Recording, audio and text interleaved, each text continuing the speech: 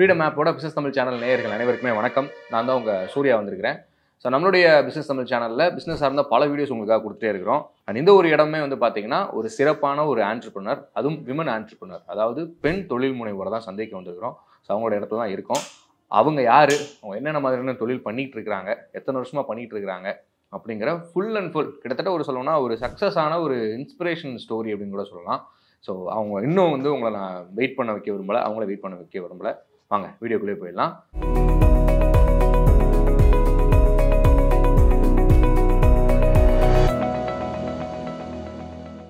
ஜெயசுதா அவர்கள் வணக்கம். நல்லா இருக்கீங்களா? நல்லா இருக்கேன். வீட்டில் எல்லாரும் நல்லா இருக்காங்களா? எல்லாம் நல்லா இருக்கேன். ஓகே மேடம், கிட்டத்தட்ட ஒரு மத்தியான சாப்பாட்டுக்கு நடுவில் வந்துட்டோம் அப்படின்னு நினைக்கிறேன் இல்லையா? இல்லை அதனால எனக்கு டைம் லேட்டாக தான் ஆகும். ஓகே, ஒன்றும் பிரச்சனை இல்லை. இல்லை ஒன்றும். ஓகே மேடம், சொல்லுங்கள் மேடம். நீங்கள் ஜெயசுதா மேம், மதுரையில் நீங்கள் என்ன தொழில் பண்ணிட்டு இருக்கிறீங்க? அந்த தொழில், அந்த வியாபாரம் எத்தனை வருஷமாக நீங்கள் பண்ணிட்டு இருக்கீங்க? எப்படி இருக்குது நீங்கள் ஆரம்பிச்சது இப்போ வரைக்கும்? பிஸ்னஸ் ஆரம்பித்து 15 வருஷம் ஆச்சு. Okay madam. 15 வருஷத்துக்கு முன்னாடி வந்து கம்ப்யூட்டர் சாம்பிராணி ஆரம்பித்தோம். ஓகே. அது வந்து ஃபஸ்ட்டு வீட்டில் இருக்கோம், சும்மா ஏதாவது நம்ம பண்ணணும், ஏதாவது ஒரு பிஸ்னஸ் வேலைக்கு போகலான்ற ஒரு ஐடியா இருந்துச்சு. போகக்கூடிய சூழ்நிலை இல்லை, பிள்ளைகள்லாம் சின்ன சின்ன பிள்ளைங்க. சரி, அதை பார்த்துக்கக்கூடிய ஆளும் இல்லை, அந்த அளவுக்கு இடம் தோதும் இல்லை. அதனால வீட்டிலேருந்தே எதையாவது ஒரு பண்ணணும் அப்படின்னு ஒரு ஐடியா இருந்துச்சு. சரி, சின்னதாக ஒரு சாம்பிராணி பிஸ்னஸ் பண்ணுவோம், மந்த்லி நம்ம செலவுக்கு ஏதாவது யூஸ் பண்ணுற மாதிரி இருக்கட்டும் அப்படின்னு சொல்லி ஆரம்பித்தேன். அது வந்து ஐட்டம் ஒரு 5-6 ஐட்டம் இருக்கும். அதெல்லாம் தனித்தனியாக வாங்கி அதை மிக்ஸ் பண்ணி கலந்து டை இருக்கும், கையில் அடிக்கிற டை, அந்த டை போட்டு மிஷின் போட்டு வெயிலில் காய வச்சு பக்கத்தில் ஒவ்வொரு டப்பா கொடுத்து சாம்பிள் கொடுத்து பார்த்தோம். அப்புறம் அவங்களுக்கு எல்லாருக்கும் அதுக்கு பிடிக்குது அப்படின்னு சொன்னோன்னே அடுத்தடுத்து அதுக்கடுத்து மிஷின் போட ஆரம்பித்தோம். மிஷினில் கையில் கொஞ்ச நாளைக்கு சாம்பிராணி வந்து கை அச்சு மூலமா தயாரிக்க ஆரம்பிச்சு அப்புறம் மிஷின் கையில் அச்சுக்கு வெயிலில் காய வச்சு அதை பேக்கிங் பண்ணி ரெடிமேடாக பாக்ஸ் இருக்கும், கவர் இருக்கும், அதில் எல்லாத்துலேயும் வச்சு வீட்டுக்கு தெரிஞ்சவங்களுக்கு கடைகளுக்கு இந்த மாதிரி கொடுத்து ஒவ்வொரு பாக்ஸ் கொடுத்து பார்த்தோம். அப்புறம் எல்லாத்துக்கும் நம்மளோட ப்ராடக்ட் பிடிச்சிருச்சு அப்படின்னோடனே அடுத்து கொஞ்சம் கொஞ்சம் 5 கிலோ வாங்கின ஐட்டம் வந்து 10 கிலோ வாங்கணும், 20 கிலோ வாங்கணும். இப்படி தான் ஒரு 2-3 வருஷமா ரன் ஆகிட்டு இருந்துச்சு. அப்படியே போட்டு தான் வெயிலில் காய வச்சு கையிலேயே நாங்கள் அடிப்போம். ஃபேமிலி எல்லாமே சேர்ந்து வேலை பார்ப்போம். இதில் அந்த நேரத்தில் கொஞ்சமாக நல்லா இம்ப்ரூவ் ஆனவுடனே அடுத்து ஃபேமிலியில் எல்லாரும் பண்ணோம். எல்லாருமே கொஞ்சம் ஹெல்ப் பண்ணாங்க. அப்புறம் காய வச்சு அடுத்து பேக்கிங் பண்ணி ஒவ்வொரு கடைகளும் அடுத்து சூப்பர் மார்க்கெட்டில் போய் சாம்பிள் காமிச்சு அவங்களுக்கு பிடிச்ச மாதிரி இருந்தோம்னா ஒவ்வொரு டஜன் வாங்குவாங்க. அப்புறம் அதை வாங்கினோன்னா கஸ்டமர் பிடிக்குதுன்னு சொன்னோன்னா அவங்க என்ன செய்வாங்க, கடையில் இங்கே ஸ்டால் போடுங்க, வெளியில் ஸ்டால் போடுங்க, உங்களோட ப்ராடக்ட்காக மக்கள் எப்படி வாங்குறாங்க எப்படின்னு பார்ப்போம், அவங்க வாங்கிட்டாங்கன்னா நாங்கள் உங்களுக்கு ஆதரவு தர்றோம் அப்படின்வாங்க. அப்புறம் ஒவ்வொரு கடையும் சூப்பர் மார்க்கெட் வாசல்லையும் நாங்கள் ஸ்டால் போடுவோம். ஸ்டால் போட்டு டேபிள் போட்டு காலையிலேருந்து ஈவினிங் வரைக்கும் வைப்போம். வச்சு அந்த வெறும் சாம்பிராணி மட்டும் தான் தயார் பண்ணோம். அப்போ வச்சு வைக்கும்போது ஒவ்வொருத்தரும் கஸ்டமர் வந்து வாங்குவாங்க. அப்போ வந்து பேக்கெட் 10 ரூபா வந்து வாங்கிட்டு போய் அவங்களுக்கு பிடிச்சிருக்கு அப்படின்னு சொன்னோன்னா எந்த கடையில் போய் ஆர்டர் எடுத்தாலும் அவங்க வந்து ஸ்டால் போடுங்க அப்படின்னு சொல்லுவாங்க. போட்டு வாங்கி அவங்களுக்கு மக்களுக்கு பிடிச்சிருச்சு, திருப்பி அந்த பொருளை கடையில் வந்து கேட்கும்போது எங்களுக்கு ஃபோன் அடிச்சிருவாங்க. அப்போ சரி ஒவ்வொரு டஜன் கொடுக்க ஆரம்பித்தோம். அப்போ அந்த ஒரு டஜன் ஒரு வாரத்தில் காலி ஆகிடுச்சுன்னா அப்புறம் அடுத்து 2, 3, 4, 5ன்னு அப்புறம் சாம்பிராணியோட இது அப்போ வந்து குச்சி சாம்பிராணி தான், அது ஃபுல்லாக எல்லா கடைக்கும் நாங்கள் சப்ளை பண்ண ஆரம்பித்தோம். அப்புறம் ஒரு கடை 2 கடை ஆதரவு கொடுத்தோம்னா அப்போ எல்லா கடையிலுமே ஏறி இறங்கி பார்ப்போம் அப்படின்னு சொல்லி எல்லா கடையிலும் ஏறி இறங்கி பெட்டி கடையிலேருந்து சின்ன பெட்டி கடையிலேருந்து பெரிய சூப்பர் மார்க்கெட் வரைக்கும் போய் நாங்கள் போய் சாம்பிள் காமிச்சு அவங்க பீஸ் எடுத்து செக் பண்ணி பார்ப்பாங்க, நல்ல வாசனை வருதான்னு கேட்பாங்க. அப்புறம் அதில் குறை நிறைகள் அது எல்லாத்தையும் சரி பண்ணி நாங்கள் அதுக்கு தகுந்த மாதிரி கொடுத்தோம். அதுக்கப்புறம் கொஞ்சம் கொஞ்சமாக இம்ப்ரூவ் ஆகிடுச்சு. அது பத்தி ஆரம்பித்தோம். சரி இது பண்ணான்னு பத்தி கேட்க ஆரம்பிச்சிட்டாங்க. சரி ஊதுபத்தி பண்ணுவோம். அதுலேயும் ஃப்ளேவர் சாண்டலு, சம்பா, அந்த மாதிரி அதில் ஒரு 10 ஃப்ளேவர் அதுவும் பண்ண ஆரம்பித்தோம். அதுவும் அடுத்த கடைக்கு போயிடுச்சு. அடுத்தபடியாக கேண்டில் கேட்க ஆரம்பிச்சிட்டாங்க. அப்புறம் சரி கேண்டில் வாங்கி அதுக்கு பொருட்கள் மூலப்பொருட்கள் வாங்கி டை வாங்கி அதை கட்டி அதையும் தயார் பண்ணி அதுவும் ஆரம்பிச்சிட்டோம். இப்படி ஒவ்வொரு பொருளாக ஆரம்பித்து இன்றைக்கி வந்து எங்களோட பொருள் ஃபஸ்ட்டு ஒன்று கம்ப்யூட்டர் சாம்பிராணி ஆரம்பித்து இன்றைக்கி 50க்கும் மேற்பட்ட பொருட்களுக்கு வந்து தயார் பண்ணுறோம். இன்றைக்கி மதுரையில் பெரிய கடையில் சின்ன கடை அது வரைக்கும் பார்க்கும்போது எங்களோட ப்ராடக்ட் அங்கே எல்லா கடையிலுமே இருக்கும். நம்ம ப்ராடக்ட், நம்ம பிராண்டோட பேர் என்ன? காதம்பரின்ற பேரில் வச்சுருக்கோம். காதம்பரிங்கிற பேரில் வச்சுருக்கீங்க. ஸோ கிட்டத்தட்ட திரும்பி பார்த்தோம் அப்படின்னா எப்படி இருக்குது உங்களுக்கு? ஒரு 15 வருஷத்துக்கு முன்னாடி இல்லை திரும்பி பார்க்குறோம், நம்ம என்னால் நம்ப முடியாத வாழ்க்கை தான் அது. வந்து அப்போ வந்து ரொம்ப கஷ்டப்பட்டேன். இது தேவையா அப்படின்னு நினச்சேன்.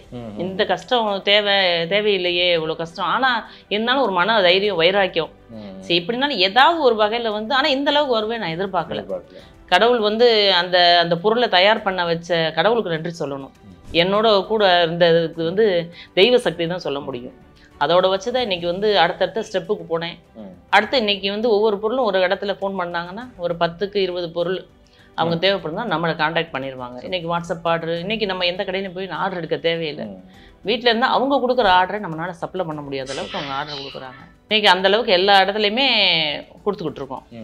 ஸோ மதுரையில் மட்டும் நம்ம ப்ராடக்ட் போயிட்டுருக்கா? நம்ம மதுரை தானே மற்ற மதுரை, பரமக்குடி, ராமநாதபுரம், திருச்சி, புதுக்கோட்டை, இந்த மாதிரி வெளி மாவட்டங்கள்ல, அதுவும் இல்லாமல் இங்கேருந்து நம்ம திருப்பவனம் அந்த சைடு வரைக்கும் போகிறாங்க. இந்த பக்கம் திருமங்கலா சைடு, இந்த மாதிரி மதுரையை சுற்றி உள்ள ஊர்களுக்கு போகிறோம் சரக்கு. அதே மாதிரி மக்களும் அதே மாதிரி அந்த அளவுக்கு தரமாக நாங்கள் வந்து தயார் பண்ணி கொடுக்குறது அவங்க வந்து மக்களுக்கு விரும்புகிற அளவுக்கு நாங்கள் பண்ணுறோம். நல்ல வாசனையாகவும் அவங்களுக்கு பிடிச்ச மாதிரியும் பண்ணுறோம். இப்போது நீங்கள் ஸ்டார்டிங்கில் வந்து கையில் தான் சாம்பிராணி வந்து மேக் பண்ணி அப்படின்னு சொன்னீங்க. இன்னைக்கு தேதியில் நம்ம கிட்ட மிஷின் எக்யூப்மெண்ட்ஸ் எடுத்துக்கிட்டோம்னா என்னென்னலாம் இருக்குது? இப்போ கம்ப்யூட்டர் சாம்பிராணிக்கு வந்து அடுத்து கையில் போட ஆரம்பித்து கொஞ்சம் விரிவாயிடுச்சு. ஒரு டிசைன்லேருந்து 10 டிசைன்ற அளவுக்கு வந்துருச்சு. அப்போ எங்களால் கையில் தயார் பண்ண முடியலை. அப்படியே 2 பேர், ஒரு ஆள் 2 பேர் 3 பேர் வேலைக்கு ஆள் போட்டுக்கிட்டே தான் இருந்தோம். அப்படியே அதிகப்படியான சேல்ஸு, எங்களோட பொருள் நல்லா இருக்குது, தரமாக இருக்குது அப்படின்னு சொன்னோன்னா அதிகப்படியான பொருளுக்கு ப்ராடக்ட் தேவைப்பட்டுச்சுன்னா மிஷின் போட்டோம். நாங்கள் சாம்பிராணிக்கு மிஷின் போட்டோம். அப்புறம் மிஷின் வந்து ஒரு நாளைக்கு கையில் பார்க்குறது வந்து 10 கிலோ அடித்தா மிஷின் வந்து 50 கிலோ அடிக்கும்.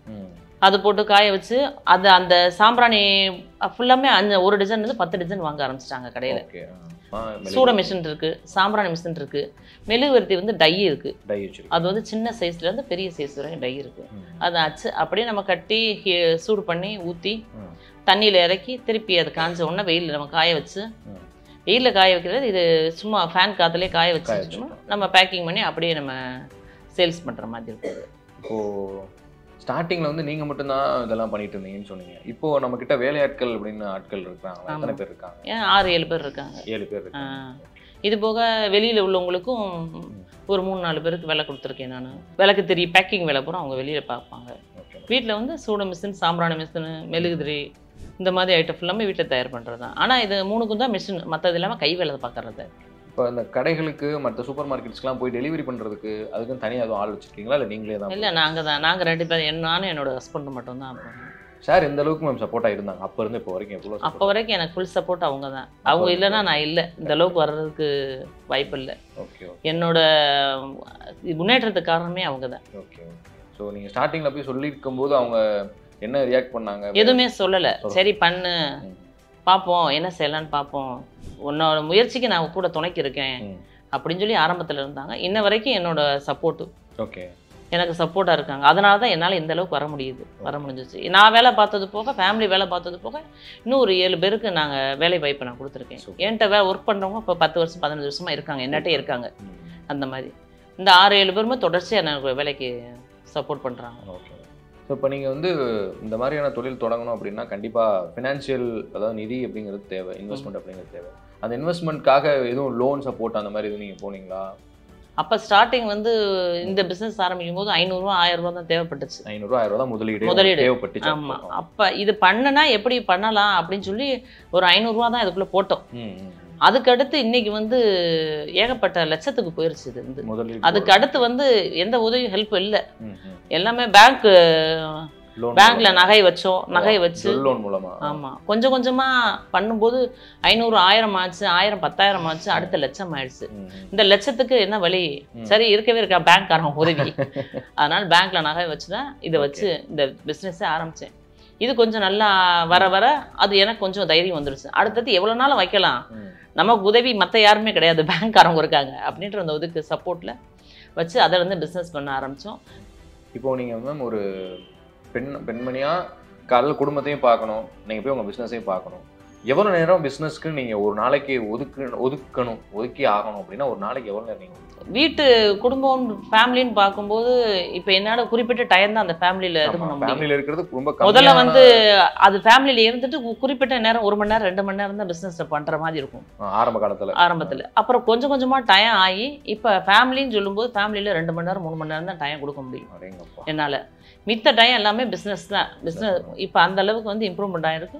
என்னோட மைண்டு, என்னோட முயற்சி எல்லாமே, என்னோட குறிக்கோள் எல்லாமே பிஸ்னஸ் தான். அந்த மாதிரி இருக்குது. என் பொண்ணு சின்ன பொண்ணு 2 வயசுல ஆரம்பிச்சு பிஸ்னஸ், இன்னைக்கு அதுக்கு 18 வயசு ஆயிடுச்சு. இந்த பிஸ்னஸ் தான் என்னை காப்பாற்றிருக்கு. எங்கள் குடும்பத்தையும் வாழ வச்சுருதும் இந்த பிஸ்னஸ் தான். சரிங்களா? அப்படின்னா காலைல ஒரு தோராயமாக 10 மணிக்குள்ளே போகிறீங்கன்னா நைட் 8 மணி ஆகிடும். ஆமாம், 8 மணி ஆயிரும். ஃபுல்லாக அதில் தான் எனக்கு வந்து இன்றைக்கி கடைகளுக்கு சரக்கு கொடுக்குறது, வாங்குறது, தயார் பண்ணுறது, கம்பெனிக்காரவங்கள்ட்ட பேசுகிறது, அவங்கள சரிப்படுத்துறதும், அவங்களுக்கு ஆர்டர் கொடுக்குறதும், அவங்களுக்கு சப்ளை பண்ணுறது, வேலை பார்க்குறவங்கள மெயின்டைன் பண்ணுறது, இது எல்லாமே அதுலேயே டைம் எனக்கு வந்துடும். அது போக மிச்ச டைம் தான் எனக்கு அந்த 8 மணிக்கு மேலே தான் ஃபேமிலிக்குள்ளே வந்து நான் இது பண்ணுற மாதிரி இருக்கும். அது போக நமக்கு பல்க் ஆர்டர்ஸ் அப்படின்னா என்னென்ன மாதிரியான பொருட்கள்லாம் பல்க் ஆர்டர் கொடுத்துட்ருக்கோம்? இப்போ சீசன் டைம்னா விளக்கு பூஜை அப்படின்னா குங்குமம் ஆர்டர் வந்துடும். குங்குமம் ஆர்டர். அப்புறம் கார்த்திகையின் போது விளக்கு ஆர்டர் ஃபுல்லாகவே ஓரளவுக்கு மதுரையில் ஒரு 50,000 வீட்டுக்கு எங்களோட விளக்கு எரியும்னு வச்சுக்கோங்க. அந்த அளவுக்கு எங்களோட தீபம் வந்து எல்லார் வீட்டுக்கும் எரியிற அளவுக்கு நான் கொண்டு வந்துட்டேன். நான் முதல்ல கொஞ்சம் வருமா வராதான்னு ஆரம்பித்த வேலை தான். இன்றைக்கி வந்து ஒரு நம்பிக்கை, கான்ஃபிடென்ட்டாக இதில் வச்சா ஜெயிச்சிடலாம் அப்படின்றதுல தான் இன்றைக்கி ஓடிக்கிட்டு இருக்கு வேலை. மேடம், இப்போ நீங்கள் நம்ம பிஸ்னஸ்னாலே பொதுவாக இன்றைக்கி தேதியில் வந்து ஒரு சில டாக்குமெண்ட்ஸ்லாம் தேவை. நீங்கள் என்னென்ன டாக்குமெண்ட்ஸ்லாம் ரெஜிஸ்டர் பண்ணியிருக்கிறீங்க நம்மளுடைய நிறுவனத்துக்கு? ஃபஸ்ட்டு வந்து சின்னதாக ஆரம்பிக்கும்போது சிறு தொழில் சர்டிஃபிகேட் இருந்தால் தான் வந்து பில் போட முடியுன்ற இது கடைக்கு வந்துருச்சு. கடைகளுக்குன்னு போகும்போது பில்லு வேணும்ட்டாங்க. பில்லு வேணும்னு கேட்கும்போது அப்போ சிறு தொழில் சர்டிஃபிகேட் எடுத்தோம். அந்த சிறு தொழில் சர்டிஃபிகேட்டை வச்சு அந்த நம்பரை வச்சு பில் புக் அடித்தோம். அதுக்கு அடுத்த சர்டிஃபிகேட் டின் நம்பர் வாங்கணும்னாங்க. டின் நம்பர் எடுத்து வாங்கணும். டின் நம்பர் எடுத்தோன்னா அடுத்து ஜிஎஸ்டி வேணும்ட்டாங்க. அடுத்து ஜிஎஸ்டி வந்து வச்சிட்டோம். ஜிஎஸ்டி வந்தோன்னா ஒரு கணக்கு பிள்ளையை போடணும் அப்படின்ட்டாங்க. அடுத்து கணக்கு பிள்ளையை போட்டோம். கணக்கு பிள்ளை வரும்போது ஒரு ஆடிட்டர் வரணும்ட்டாங்க. ஆடிட்டர் போட்டோம். ஆடிட்டர் வரும்போது ஒரு ஐடி ஃபைல் பண்ணணும்ட்டாங்க. ஐடி ஃபைல் பண்ணிவிட்டோம். ஐடி ஃபைல் பண்ணும்போது நமக்கு இப்போ அடுத்த நகையை வச்சு திருப்பக்கூடிய சூழ்நிலைக்கு வரும்போது பேங்க் லோன் ஒன்று வந்துருச்சு. அப்போ பேங்க் லோன் இருந்தால் ஐடி ஃபைல் பண்ணாதான் அந்த லோன் வரணும் அப்படின்னு. இப்போ வந்து யார்ட்டையும் போய் நிற்கணும், யார்ட்டையும் போய் கேட்கணும் அப்படின்ற அவசியம் கிடையாது. நம்மளோட ஐடி ஃபைல் பண்ணுறதை வச்சு பேங்க்காரங்க லோன் ஆட்டோமேட்டிக்காக எத்தனை லட்சம்னாலும் கொடுக்குறாங்க. அதை வச்சு நாங்களும் அந்த லோன் அடிக்கும். முத்ரா லோன், பிஸ்னஸ் லோன் வாங்குகிறோம். அது மாதிரி அடிக்கும். அதுக்கு எந்த நகையை எந்த எவிடன்ஸ் தேவையில்லை. நம்ம பண்ணுற பிஸ்னஸ்ஸு அவங்களோட நம்ம என்ன பண்ணுறோன்றது கரெக்டாக அவங்கள்ட்ட காமிச்சா ஆட்டோமேட்டிக்காக நமக்கு தேடி வந்து அவங்க பண உதவி இப்போ கொடுக்குறாங்க. ஸோ அப்படி இருக்கும்போது நம்மக்கிட்ட ப்ராப்பராக எல்லா டாக்குமெண்ட்ஸுமே இருக்குது, எல்லாமே இருக்குது. இப்போ இதே மாதிரி நிறையா பெண் தொழில் முனைவர்கள் வந்து தொழில் பண்ணணும்னு நினச்சிட்டு இருப்பாங்க. ஒரு சில பேர் வந்து ஸ்டார்ட் பண்ணியிருப்பாங்க. அவங்களுக்கு ஒரு சீனியராக, அதாவது இந்த பிஸ்னஸ்லேயே 15 வருஷம் சீனியராக நீங்கள் ஏதாவது டிப்ஸ் இல்லை சஜஷன் சொல்லணும்னா என்ன சொல்வீங்க?